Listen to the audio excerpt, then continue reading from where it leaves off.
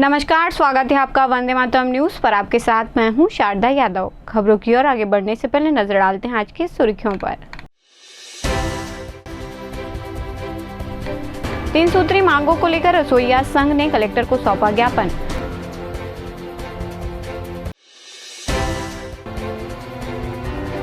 आंगनबाड़ी केंद्र को चोरों ने बनाया अपना निशाना।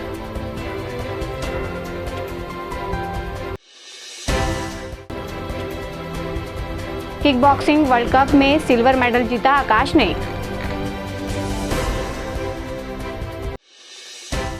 अब खबरें विस्तार से। जिले के प्राइमरी और मिडिल स्कूल में मध्याह्न भोजन का काम करने वाले रसोइयों के जिला स्तरीय संघ ने अपने 3 सूत्री मांगों को लेकर कलेक्टर कार्यालय पहुंचकर ज्ञापन सौंपा। रसोइया संघ के द्वारा 3 दिन से घंटाघर ओपन थिएटर में धरना प्रदर्शन किया जा रहा था, जिसके अंतिम दिन जिला प्रशासन को ज्ञापन सौंपने का निर्णय लिया। 3 सूत्री मांगों को लेकर धरना देने वाले रसोइया संघ के कलेक्ट्रेट पहुंचने की जानकारी पुलिस प्रशासन को नहीं थी। भीड़ के पहुंचने पर कलेक्ट्रेट परिसर में हड़कंप मच गया। इसकी सूचना सिविल लाइन थाना प्रभारी को मिलने पर मौके पर सिविल लाइन थाना के जवान पहुंचे और संघ की भीड़ को समझाइश देते हुए भीड़ को बाहर निकाला।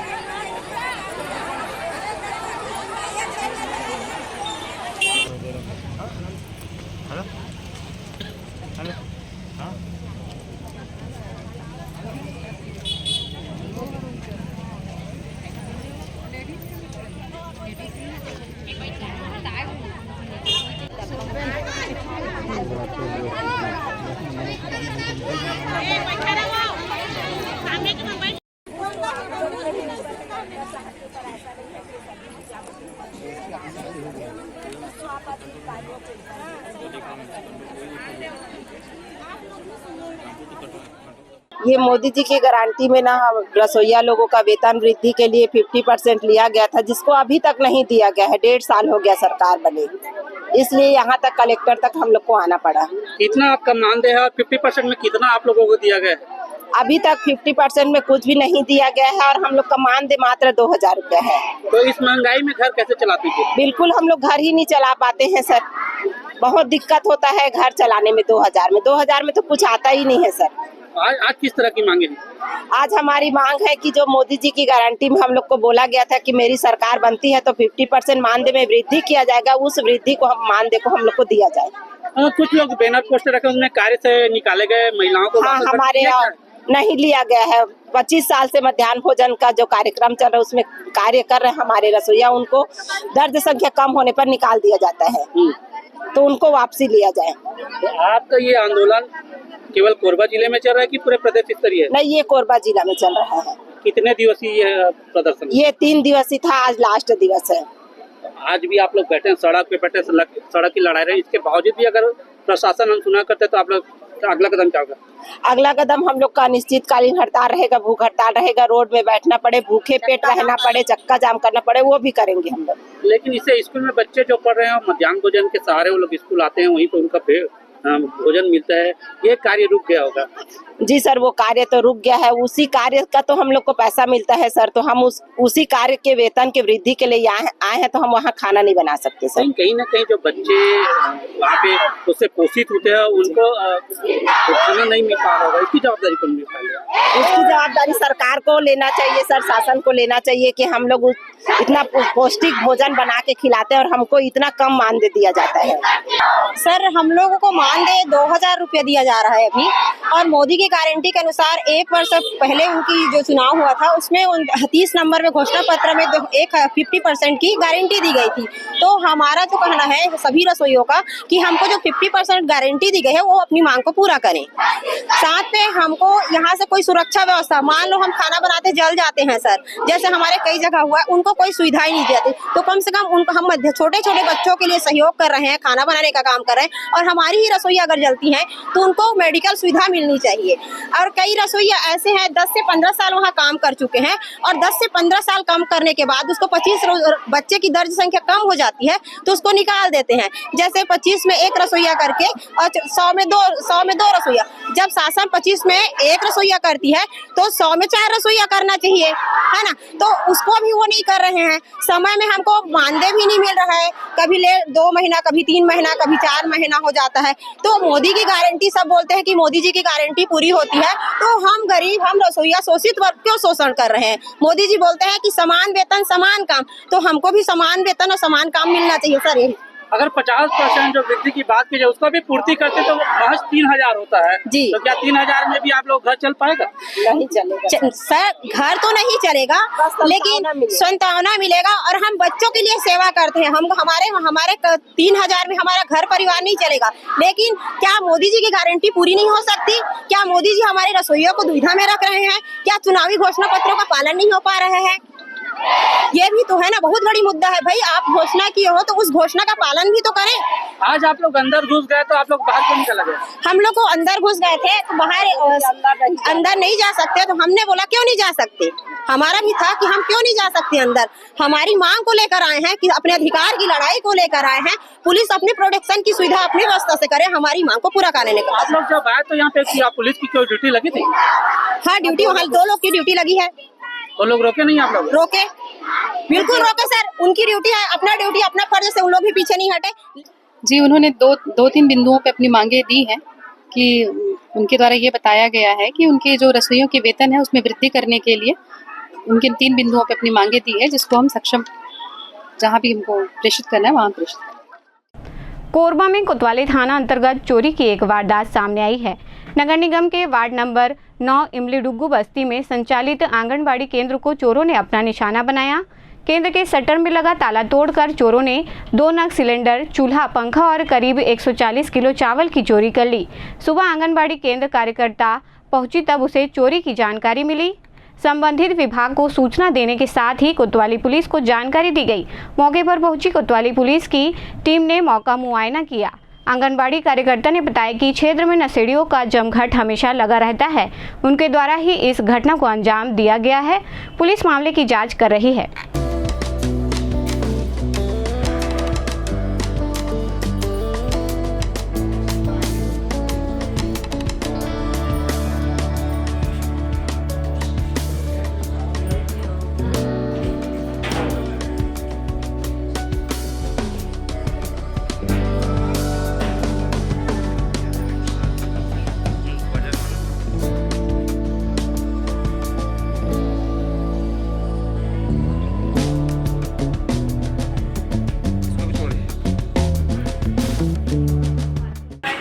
मैं सुबह आंगनबाड़ी खोलते उठते समय आई 9:30 बजे, तो आकर देखी तो ताला टूटा था गिरिल का।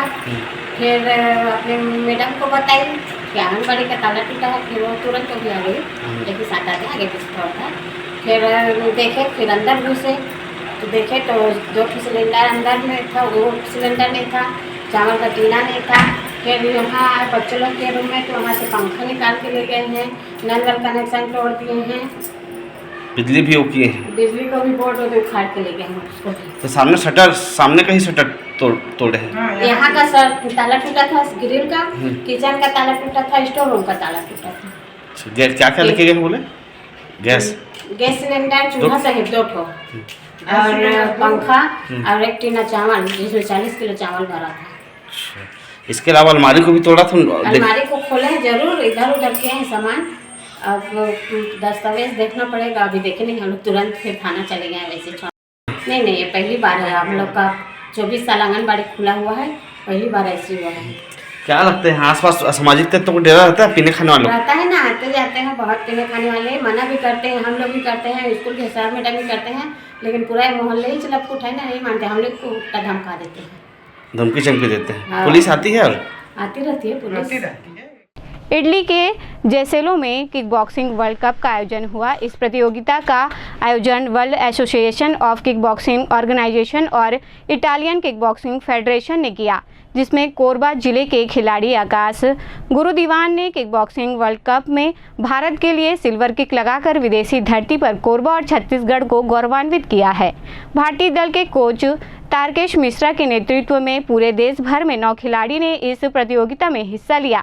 इसमें 418 टीमों ने 2693 खिलाड़ियों ने भाग लिया है। कोरबा के आकाश गुरु दीवान को इस वर्ल्ड कप में सिल्वर मेडल प्राप्त हुआ है, जो जिला सहित पूरे देश के लिए गौरव की बात है।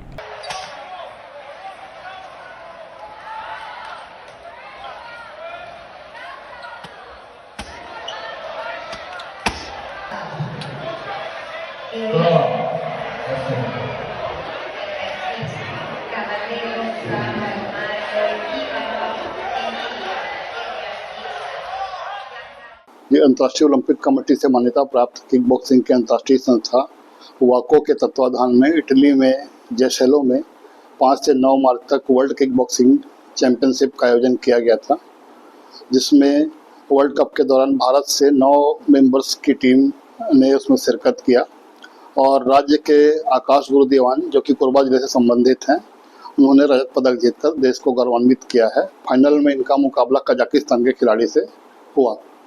कितने गर्व की बात है।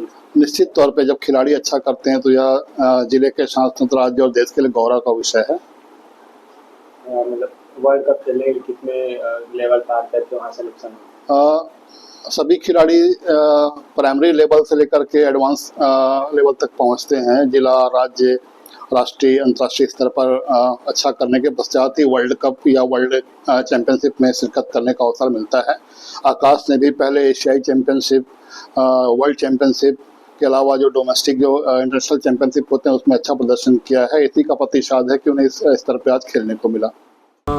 अभी इटली के वेनिस शहर में वाको वर्ल्ड किक बॉक्सिंग का वर्ल्ड कप था, उसमें मैं भारत देश का प्रतिनिधित्व किया हूँ। हम वाको इंडिया किक बॉक्सिंग फेडरेशन, जो कि खेल एवं युवा कल्याण मंत्रालय भारत सरकार से मान्यता प्राप्त है, एवं छत्तीसगढ़ किक बॉक्सिंग संघ, जो कि खेल एवं युवा कल्याण विभाग छत्तीसगढ़ शासन से मान्यता प्राप्त है, इनके सहयोग से हम इटली गए थे। मैंने अब तक लगभग 17 नेशनल और 4 इंटरनेशनल खेले हैं। गत वर्ष गोवा में आयोजित सीनियर नेशनल किक बॉक्सिंग प्रतियोगिता में मेरा कांस्य पदक था एवं Indian open kick boxing championship में भी मेरा कांस्य पदक था, जिसके आधार पर मेरा चयन अभी वर्ल्ड कप के लिए हुआ था। मैंने अभी वर्ल्ड कप में मेरा फाइनल फाइट कजाकिस्तान के साथ हुआ था, जो कि अपने वेट कैटेगरी में वर्ल्ड का 8वां रैंक का खिलाड़ी था, जिसके साथ मेरा प्रतियोगिता हुआ। इसमें मेरा रजत पदक प्राप्त हुआ था। इस प्रतियोगिता में लगभग 451 देश एवं क्लब के प्रतिभागी आए थे, जिनकी कुल संख्या 3000 से अधिक थी। वहाँ का अनुभव बहुत अच्छा था। वहाँ बहुत कड़ी चुनौतियाँ मिली। सेमीफाइनल फाइट, फाइनल फाइट में मुझे बहुत अधिक प्रयास करना पड़ा और इस जीत का श्रेय मैं अपने माता पिता, मेरे गुरुजन तारकेश मिश्रा जी, मेरे सभी दोस्तों का, मैं अपने जितने चिंतकों का, मैं अपना इस जीत का श्रेय उनको देना चाहूँगा। अभी आगामी दिनों में आयोजित होने वाली प्रतियोगिता में मेरे को भाग लेना है, उसके लिए मैं प्रयासरत हूँ, उसके लिए मैं प्रैक्टिस कर रहा हूँ और आगामी होने वाले विभिन्न इंटरनेशनल और नेशनल प्रतियोगिताओं में मुझे भाग लेना है और पदक जीतना है। संस्कार भारती द्वारा दर्री में फाग झमाझम कार्यक्रम आयोजित किया गया, जिसमें विभिन्न स्थानों से संगीत के कलाकारों को आमंत्रित किया गया था, जिनके द्वारा रंगारंग कार्यक्रम की प्रस्तुति दी गई। इस अवसर पर अयोध्यापुरी नौधा चौक पर बड़ी संख्या में वार्डवासी उपस्थित हुए। नगाड़े एवं मादर की थाप पर लोगों ने रंग पंचमी का फाग झमाझम कार्यक्रम का आनंद लिया।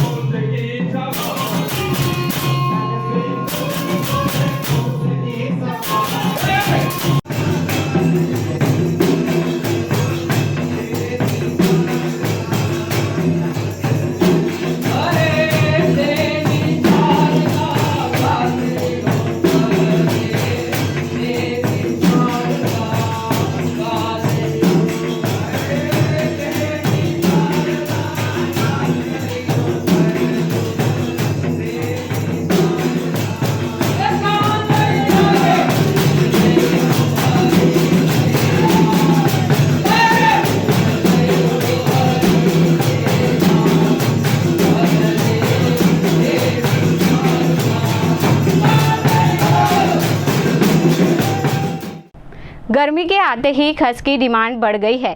तेज गर्मी की आहट मिलते ही नगर के चौक चौराहों में कूलर खस की दुकानें सजने लगी हैं। वहीं इलेक्ट्रॉनिक दुकानों में नए कूलर व पुराने कूलर के पार्ट्स व खस की बिक्री बढ़ गई है। जानकारी के अनुसार पिछले साल के मुकाबले इनकी कीमत में बढ़ोतरी हुई है। इन दिनों पुराने कूलर की मरम्मत का कार्य अधिकांश घरों में किया जा रहा है। कूलर में खस की नई पट्टी लगवाने का कार्य भी शुरू हो गया है। शहर के विभिन्न स्थानों में खस बेच रहे व्यवसायियों के पास लोग कूलर की खस लगवाने व खरीदने पहुंच रहे हैं। 15-20 साल हो गए। अभी जैसे गर्मी जब से स्टार्ट हो गई बिक्री शुरू होगी। ज्यादा इक्का दुक्का। और कहाँ से आए आप? ये डोंगरगढ़ के सामने गोंदिया। घर चलाते हैं? हाँ, हर साल आते हैं। अभी कितने रुपये बिक रहा है खस? ये 200, 220, 250 साइज देख के। क्या पिछले साल की तुलना में थोड़ा रेट बढ़ा? कंपनी में तो रेट बढ़ा है, कंपनी में बनता है ये वुडन। क्या लगता है जैसे लोग आजकल एसी की तरफ भी ज़्यादा रहे, तो क्या कूलर के बिक्री में या यूज में कुछ कमी आई? ना, ये उतना है। लोग इसको भी यूज करते ही। हाँ। तो क्या किससे बनता है खस? ये लकड़ी का बनता है। बांस? नहीं, लकड़ी से, लकड़ा से बनता है। कच्चा माल वहीं से आता है? हाँ, कंपनी में बनता है। कोरबा जिले के बांगो क्षेत्र में बिलासपुर अंबिकापुर मुख्य मार्ग पर एक भीषण सड़क हादसा हुआ। तेज रफ्तार ट्रक और बाइक की आमने सामने जबरदस्त टक्कर हो गई, जिससे बाइक ट्रक के नीचे फंस गई और दोनों वाहनों में भीषण आग लग गई।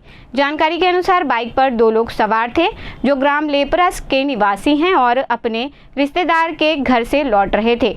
टक्कर के बाद बाइक सवारों को मामूली चोटें आई हैं, जबकि हादसे के तुरंत बाद ट्रक चालक घायल अवस्था में वाहन छोड़कर फरार हो गया। हादसे के बाद दमकल विभाग को सूचना दी गई, जिसके बाद दमकल मौके पर पहुंचा और आग पर काबू पाने का प्रयास किया। घटना की सूचना मिलते ही बांगो पुलिस और 112 की टीम मौके पर पहुंची। घायलों को 112 की मदद से उपचार के लिए अस्पताल में भर्ती कराया गया है। फिलहाल पुलिस मामले की जाँच में जुटी हुई है।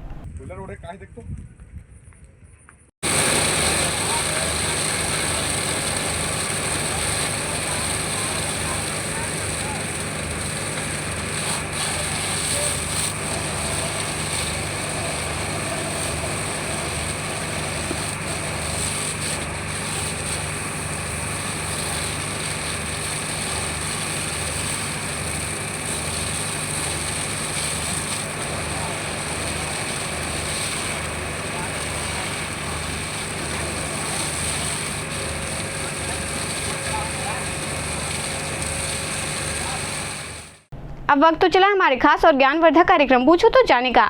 यहाँ आम जनता से जुड़ने का हमारा प्रयास है, जिसमें हर क्षेत्र से सवाल पूछे जाएंगे और सही जवाब देने वालों को दिया जाएगा आकर्षक उपहार।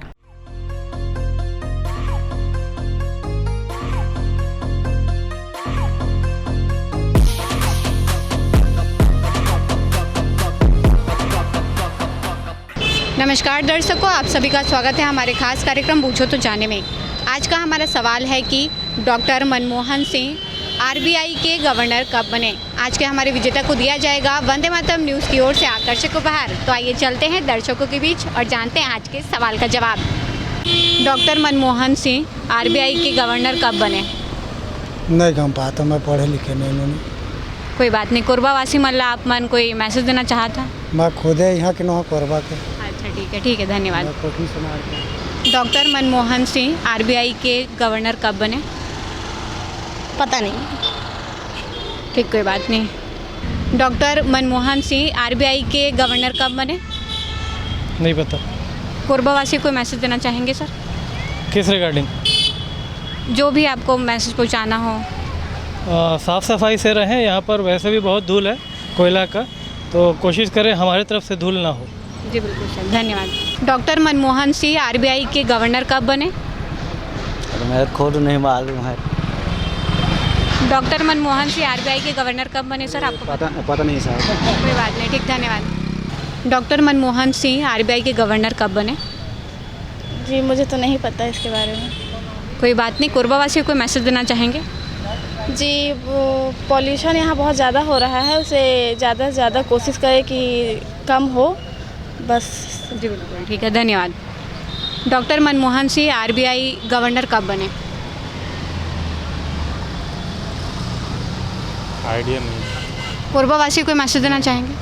ठीक, कोई बात नहीं, धन्यवाद। Doctor Manmohan Singh RBI governor कब बने? डॉक्टर मनमोहन सिंह अभी 2024 में। आप प्रयास कर रहे हैं, वही हमारे लिए बहुत है, लेकिन आपका आंसर गलत है। आप कोरबावासी को मैसेज देना चाहेंगे? कोरबावासी को मैं एक ही मैसेज देना चाहूँगा कि कोरबा को साफ रखें, स्वच्छ रखें और अपने आसपास में कचरा कम फैलाएं।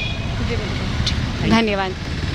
Doctor Manmohan Singh RBI governor कब बने थे? 2005 से 2013 के बीच में ही। आप चाह रहे हैं?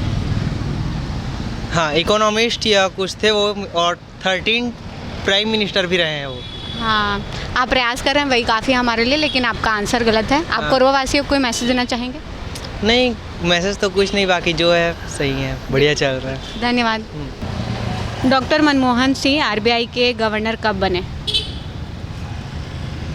1990, 80, आप आस पास है सर थोड़े आंसर के।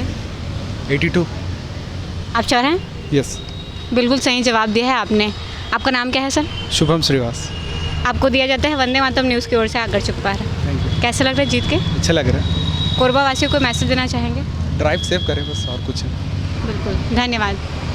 आज का हमारा सवाल था doctor Manmohan Singh RBI governor कब बने, जिसका सही जवाब है 1982 में। आज के हमारे विजेता रहे हैं शुभम श्रीवास, जिन्हें दिया गया है वंदे मातरम न्यूज़ की ओर से आकर्षक उपहार। आज के लिए बस इतना ही। कल फिर मिलते हैं एक नए सवाल और जवाब के साथ। बने रहे वंदे मातरम न्यूज़ के साथ, तब तक के लिए नमस्कार। खबरों का सिलसिला यूं ही जारी रहेगा। देखते रहें वंदे मातरम न्यूज़। मिलते हैं अगले बुलेटिन में, तब तक के लिए नमस्कार।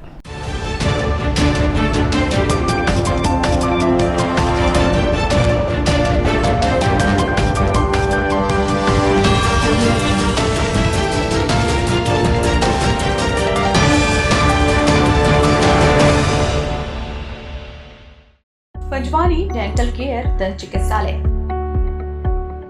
कोरबा का प्रथम स्थापित दंत चिकित्सालय। अत्याधुनिक मशीनों द्वारा दांतों की उच्च स्तरीय जांच एवं इलाज की सुविधा।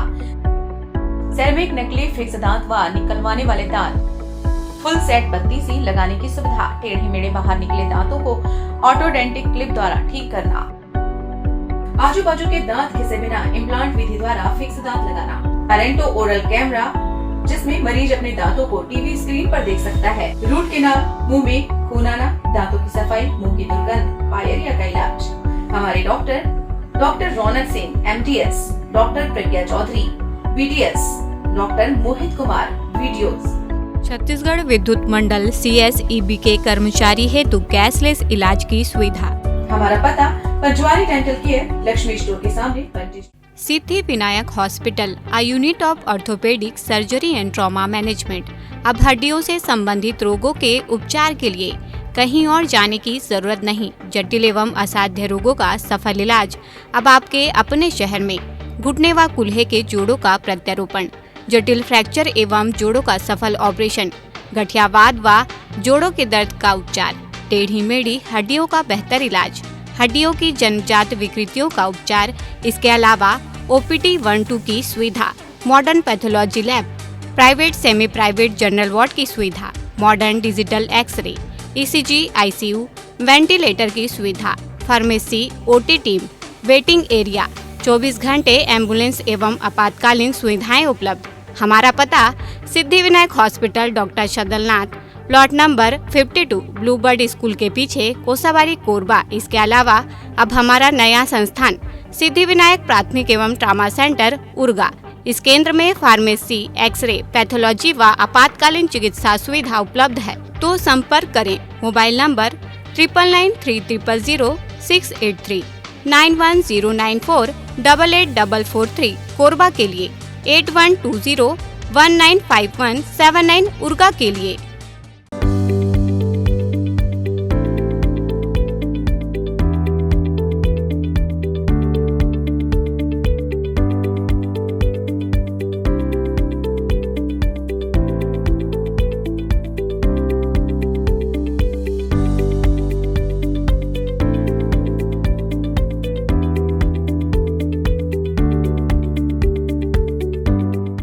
समस्या कोई भी हो, समाधान अवश्य होगा। एक सलाह आपकी तकदीर बदल सकती है। आपकी सभी समस्याओं का घर बैठे 100% समाधान। काले व रूहानी इल्म के बेताज बादशाह बाबा MS खान। वशीकरण व मुठकरनी में माहिर, मात्र कुछ घंटों में तूफानी समाधान। विज्ञापन तो एक बहाना है, हमें तो आपको दुखों से बचाना है, जैसे मनचाहा प्यार, मनचाही शादी, प्रेम विवाह, नौकरी में तरक्की, कारोबार में तरक्की, गृह कलेश, घर में बरकत न होना, सास बहू में अनबन, पति पत्नी में अनबन, सौतन व दुश्मन से छुटकारा, बीमारी में दवा का न लगना, संतान प्राप्ति, जमीन जायदाद या कोर्ट कचहरी का विवाद, पढ़ाई में मन न लगना, फिल्मों व मॉडलिंग में प्रवेश किया कराया, ऊपरी बाधा, चोट खाए प्रेमी प्रेमिका अवश्य फोन करें। वशीकरण में मुठ करने के सुपर स्पेशलिस्ट बाबा MS खान। मोबाइल 9573127418।